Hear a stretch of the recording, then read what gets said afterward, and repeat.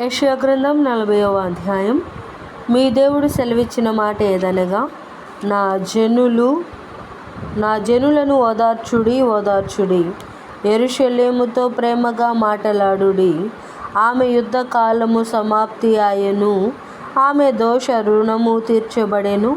యెహోవా చేతి వలన ఆమె తన సమస్త పాపముల నిమిత్తము రెండంతలు పొందెనను సమాచారం ఆమెకు ప్రకటించుడి. ఆలకించుడి, అడవిలో ఒకడు ప్రకటించుచున్నాడు. ఎట్లనగా, అరణ్యములో యెహోవాకు మార్గము సిద్ధపరచుడి, ఎడారిలో మా దేవుని రాజమార్గము సరళము చేయుడి. ప్రతి లోయను ఎత్తు చేయవలెను, ప్రతి పర్వతమును ప్రతి కొండను అణచవలెను. వంకరవి చక్కగాను, కరుకైనవి సమముగాను ఉండవలెను. యెహోవా మహిమ బయలుపరచబడును, ఒక్కడును తప్పకుండా సర్వ శరీరులు దానిని చూచెదరు. ఇలాగున జరుగునని యెహోవా సెలవిచ్చి ఉన్నాడు. ఆలకించుడి, ప్రకటించుమని ఒకడు ఆజ్ఞ ఇచ్చుచున్నాడు. నేనేమి ప్రకటింతునని మరి ఒకడు అడుగుచున్నాడు. సర్వ శరీరులు గడ్డి అయి ఉన్నారు, వారి అందమంతయు అడవి పువ్వు వలె ఉన్నది. యెహోవా తన శ్వాసము దాని మీద ఊదగా గడ్డి ఎండును, పువ్వు వాడును. నిశ్చయముగా జనులు గడ్డి వంటి వారే. గడ్డి ఎండిపోవును, దాని పువ్వు వాడిపోవును. మన దేవుని వాక్యము నిత్యము నిలుచును. సియోను, సువార్త ప్రకటించుచున్నదానా, ఉన్నత పర్వతము ఎక్కుము. యెరూషలేము, సువార్త ప్రకటించుచున్నదానా, యెరూషలేమా, సువార్త ప్రకటించుచున్నదానా, బలముగా ప్రకటించుము, భయపడక ప్రకటింపుమి. ఇదిగో మీ దేవుడు అని యూదా పట్టణములకు ప్రకటించుము. ఇదిగో తన బాహువే తన పక్షమున ఏలుచుండగా, ప్రభువగు యెహోవా తానే శక్తి సంపన్నుడై వచ్చును. ఆయన ఇచ్చు బహుమానము ఆయన యొద్దనున్నది, ఆయన చెయ్యు ప్రతీకారము ఆయనకు ముందుగా నడుచుచున్నది. గొర్రెల కాపరి వలె ఆయన తన మందను మేపును, తన బాహువుతో గొర్రె పిల్లలను కూర్చి రొమ్మున ఆనించుకొని మోయును. పాలిచ్చు వాటిని ఆయన మెల్లగా నడిపించును. తన పిడిసిటిలో జలములు కొలిచిన వాడెవడు? జానతో ఆకాశముల కొల చూచిన వాడెవడు? భూమిలోని మన్ను కొలపాత్రతో ఉంచిన వాడెవడు?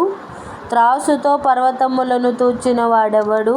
తూనిక చేత కొండలను తూచిన వాడెవడు? యెహోవా ఆత్మకు నేర్పిన వాడెవడు? ఆయన మంత్రి అయి ఆయనకు బోధపరిచిన వాడెవడు? ఎవని యొద్ద ఆయన ఆలోచన అడిగెను? ఆయనకు వివేకము కలగజేసిన వాడెవడు? న్యాయ మార్గమును గూర్చి ఆయనకు నేర్పిన వాడెవడు? ఆయనకు జ్ఞానము అభ్యసింపజేసిన వాడెవడు? ఆయనకు బుద్ధి మార్గము బోధించిన వాడెవడు? జనములు చెద నుండి జారు బిందువుల వంటివి, జనులు త్రాసు మీది ధూళి వంటి వారు. ద్వీపములు గాలికి ఎగురు సూక్ష్మ రేణువుల వలె నున్నవి. సమిధలకు లెబనోను చాలకపోవును, దహన బలికి దాని పశువులు చాలవు. ఆయన దృష్టికి సమస్త జనములు లేనట్టుగానే ఉండును. ఆయన దృష్టికి అవి అభావముగాను శూన్యముగాను ఎంచబడును. కావున మీరు ఎవనితో దేవుని పోల్చుదురు? ఏ రూపమును ఆయనకు సాటి చేయగలరు? విగ్రహమును చూడగా శిల్పి దానిని పోతపోయును, కంసాలి దానిని బంగారు రేకులతో పొదుగును. దానికి వెండి గొలుసులు చేయును, కంసాలి దానిని బంగారు రేకులతో పొదుగును, దానికి వెండి గొలుసులు చేయును. విలువ గల దానిని అర్పింపజాలని నీరసుడు పుచ్చని మ్రాను ఏర్పరచుకొనును. కదలని విగ్రహములను స్థాపించుటకు నేర్పుగల పనివాని వెదికి పిలుచుకొనును. మీకు తెలియదా? మీరు వినలేదా? మొదటి నుండి ఎవరును మీతో చెప్పలేదా? భూమిని స్థాపించుటను బట్టి మీరు దాన్ని గ్రహింపలేదా? ఆయన భూమండలం మీద ఆసీనుడై ఉన్నాడు, దాని నివాసులు మిడతల వలె కనబడుచున్నారు. ఒకడు తెరను విప్పినట్లు ఆయన ఆకాశ వైశాల్యమును వ్యాపింపజేసెను. ఒకడు గుడారము వేసినట్లు ఆయన దానిని నివాస స్థలముగా ఏర్పరచెను.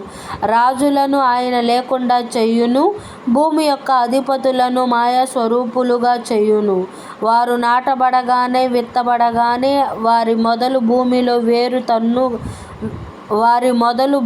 వేరు తన్నక మునుపే ఆయన వారి మీద ఊదగా వారు వాడిపోవుదురు. సుడిగాలికి పొట్టును ఎగరగొట్టునట్లు ఆయన వారిని ఎగరగొట్టును. నీవు ఇతనితో సమానుడవని మీరు నన్నెవనికి సాటి చేయుదురు అని పరిశుద్ధుడు అడుగుచున్నాడు. మీ కన్నుల పైకెత్తి చూడుడి. వీటిని ఎవడు సృజించెను? వీటి లెక్క చొప్పున వీటి సమూహములను బయలుదేరజేసి వీటినన్నిటినీ పేరులు పెట్టి పిలిచిన వాడే గదా. తన అధిక శక్తి చేతను తనకు కలిగి ఉన్న బలాతిశయము చేతను ఆయన ఒక్కటి అయినను విడిచిపెట్టడు. యాకోబు, నా మార్గము యెహోవాకు మరుగైయున్నది, నా న్యాయము నా దేవుని దృష్టికి కనబడలేదు అని నీవెలా అనుచున్నావు? ఇశ్రాయేలు, నీవెలా ఇలాగూ చెప్పుచున్నావు? నీకు తెలియలేదా? నీవు వినలేదా? భుదిగాంతములను సృజించిన యెహోవా నిత్యుడగు దేవుడు, ఆయన సొమ్మసిల్లడు, ఆలయుడు. ఆయన జ్ఞానమును శోధించుట అసాధ్యము. సొమ్మసిల్లిన వారికి బలమిచ్చువాడు ఆయనే. శక్తిహీనులకు బలాభివృద్ధి కలగజేయువాడు ఆయనే. బాలురు సొమ్మసిల్లుదురు, అలయుదురు, యవ్వనస్తులు తప్పక త్రొట్టిల్లుదురు. యెహోవా కొరకు ఎదురుచూచువారు నూతన బలము పొందుదురు. వారు పక్షి రాజుల వలె రెక్కలు చాపి పైకి ఎగురుదురు. అలయక పరిగెత్తుదురు, సొమ్మసిల్లక నడిచిపోవుదురు.